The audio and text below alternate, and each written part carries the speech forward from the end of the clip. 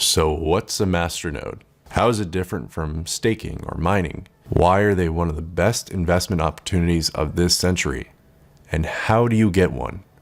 Thanks for tuning in to Ready Set Crypto. This is your brain on blockchain.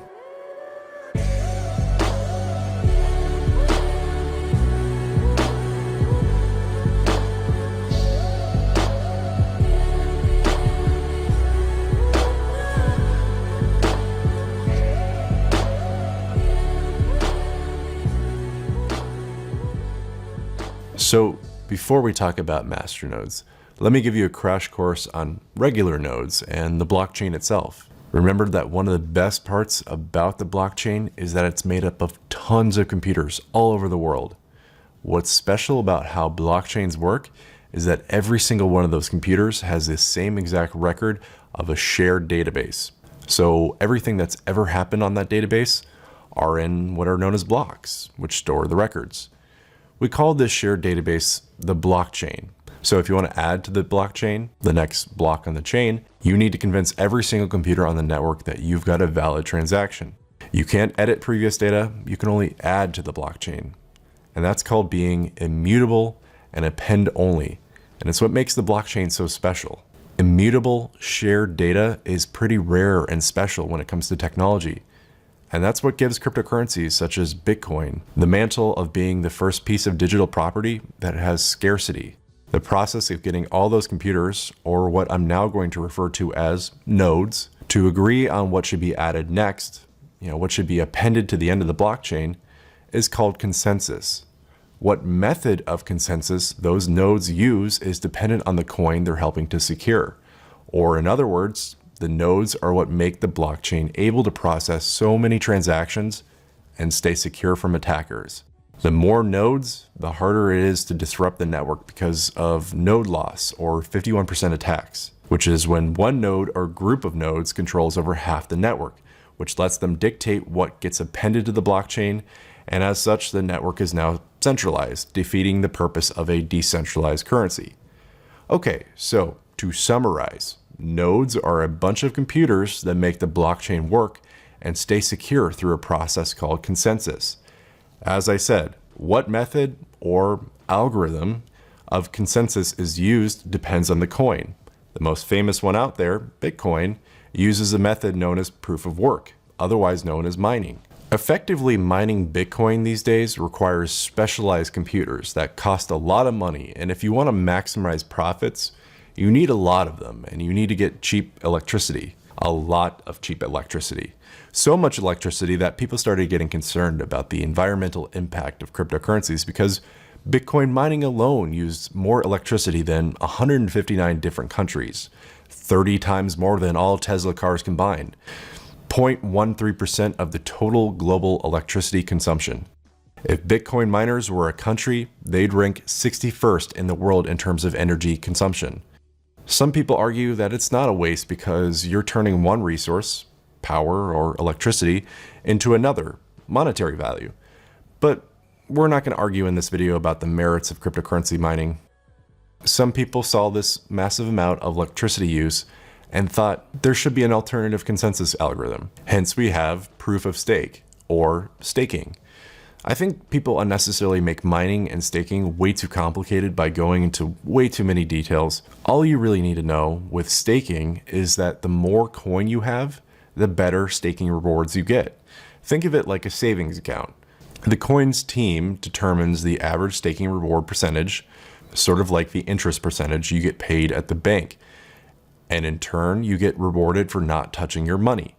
The more you lock up or stake, the more you hypothetically get paid. It's cool because for coins like Neo, I'm getting paid several $100s worth in dividends every month for literally doing nothing with the money except keeping it locked away. Even when the market's down, I'm still making money because of dividend yielding proof of stake coins.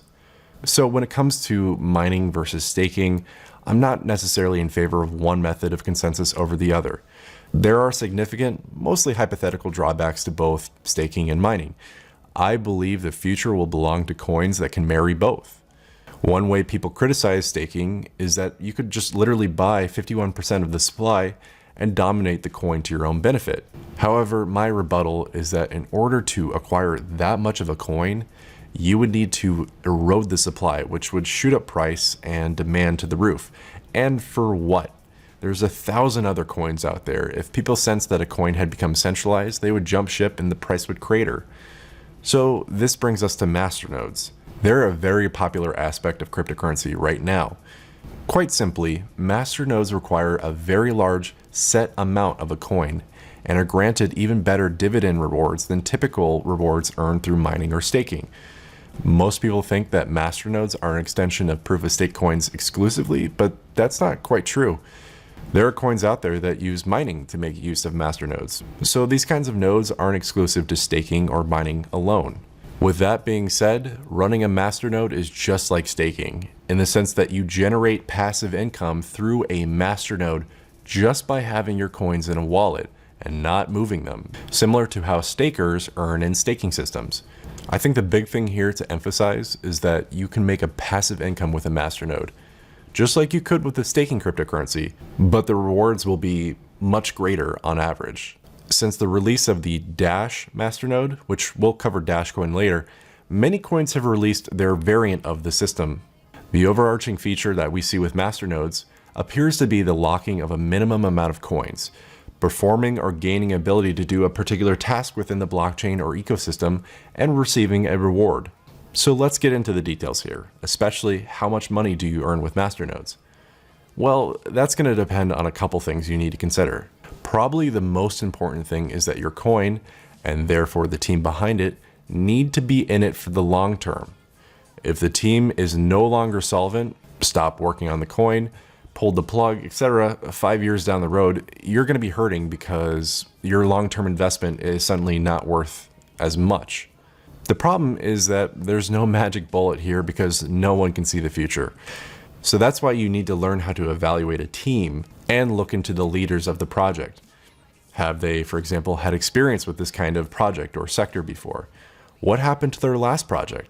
Make sure you're not in a pump and dump. The second thing you need to consider when trying to find a coin is that you need to make sure it has masternode supported. Now, this is really a double-edged sword, because if a coin goes into their ICO and they're advertising masternodes, they're going to get a lot of attention.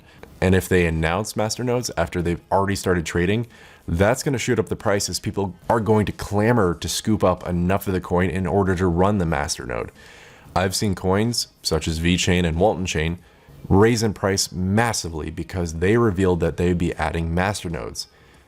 Really, the secret here is finding coins that might or probably will be offering a masternode in the future, but that's sort of akin to finding a needle in the haystack. So you kind of need to know what to look for.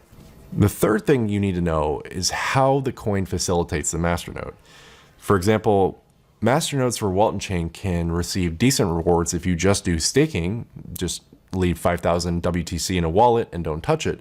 But you can receive even better rewards if you actively mine to that wallet address and use your masternode to secure you a better mining yield than if you were mining without a masternode. So you can see masternodes can give you benefits in different forms, and it all comes down to your money making you more money. The crypto rich get even richer. The last thing to consider, although it's kind of hard to determine accurately, is knowing the payout percentage, especially the ROI, or return on investment, as the coin appreciates in value over the years. So my Walton masternode currently earns me X amount at Y percentage, but if Walton's price goes 5 times the current price of Z, I'm going to also earn 5 times X amount. That's where things get really interesting. Generally, I've seen masternode yield percentages decrease over time, but that can easily be mitigated with an increase in price of the underlying coin. Clearly, masternodes are great, but the crux is finding out about a coin before it's big, and the masternodes are too expensive for most people. Honestly, there's very little strategy here other than being constantly on the hunt for these gems. So with that in mind, let's finish out this video by covering a couple coins that have masternodes, what they're worth, and what ROI you can expect. As I mentioned earlier, the most famous is Dash Coin. The term masternode originated within the blockchain industry by the startup Dash. In the Dash ecosystem, a masternode is a computer, aka a node, that runs Dash wallets, aiding in the decision tree of the Dash blockchain consensus. The masternodes within Dash help lock transactions with InstaSend, redistribute, and assist in the mixing of coins and voting on budget funding for the Dash community to use as they best see fit. Within the Dash ecosystem, you must have a minimum of 1,000 Dash in order to participate as a masternode. When Dash announced masternodes in June of 2015, the going price per 1,000 Dash was roughly $3,000. Today, buying a Dash masternode will cost approximately $600,000 to acquire one. The payoff is that the node yields, at the current valuation of Dash, $47,000 per year in dividends. For some people, that's enough to live off of and never have to work again. Next up on our list is one I will admit that I am invested in. I'm currently running a Guardian masternode for Walton, which required 5,000 WTC to be in a WTC wallet before December 8th, 2017. I'm not currently seeing ROI on it as they've not enabled staking or mining on the network. And that will occur sometime in Q1 when they release their mainnet. And when that goes live, I'll have a dedicated mining rig for my masternode to lock in better returns. Conservatively, I estimate that if Walton becomes a successful project, something like $100 per WTC, that I'll net nearly $50,000 a year in dividends alone. But I won't know for sure until more details come out regarding the yield rate. People are estimating something around 20% for the first year. One of the indirect competitors of Walton is VChain, and they've got an interesting model where you can earn a new token, Thor Power, for holding the VChain coin, VET. Just like how Neo generates gas, you'll be able to trade Thor Power on exchanges. For every 1 VET, you'll earn 0.00042 Thor Power per day, which means that if you have a wallet containing 2,381 VET, you'll earn 1 Thor Power per day. Additionally, if you have 10,000 VET, you'll generate an additional 38.7% of the base rate. 50,000 VET and it's 57%. 150,000 and you get 75.2%. And somehow if you have 250,000 VET, first off, hello, Your Majesty. And secondly, you can apply to be one of the 101 addresses known as an authority node, which generates the same 75.2% plus 30% of all Thor Power transactions on the blockchain, which I think is pretty insane. So one coin that I found recently is called Track, or Origin Trail, and it's rumored to have masternodes added in the future, but no one knows if it will require 10,000, 20,000, or even 100,000 Track to run one. The good part is that if you had 100,000 Track and the team announced that one masternode required 10,000 Track, you now have 10 masternodes. It's also at a really good price right now. If the masternode requires 20,000 Track, for example, that's only $3,000 at today's prices. We'll know more about the masternodes and the amount needed sometime in March, after which I anticipate people will flood into this coin, or if it gets listed on a big exchange before then. Until then, if you're interested in this coin, take the time to learn how to use IDEX, which is way better than Ether Delta. And please don't trade on HitBTC. As I mentioned in my last video, Payfair's trust nodes only cost about $1,400 right now, or 10,000 PFR, which is a pretty cheap investment considering the nodes will pay out 0.8% of all transactions on the Payfair system starting sometime after April, which is obviously subject to change. So next up are Zcoin and Pivots, and they're two really good privacy coins that both use the Zcoin protocol. Both currently cost around the same to get a masternode, $50,000, but where Pivots has a masternode return rate of about 14%, Zcoin's return rate is around 33%. That being said, in my opinion, Pivots is a better coin currently, and the market agrees with me based on market cap, as Pivots is 300 million to Zcoin's 200 million. However, you could bet on the underdog, and it's got a better return rate, and see if you don't come out on top. Pivots requires 10,000 coins, while Zcoin requires 1,000, but obviously their circulating supply is very different, hence the market cap discrepancy. Another privacy coin that I've taken a liking to lately is For, which just rebranded to For Blockchain.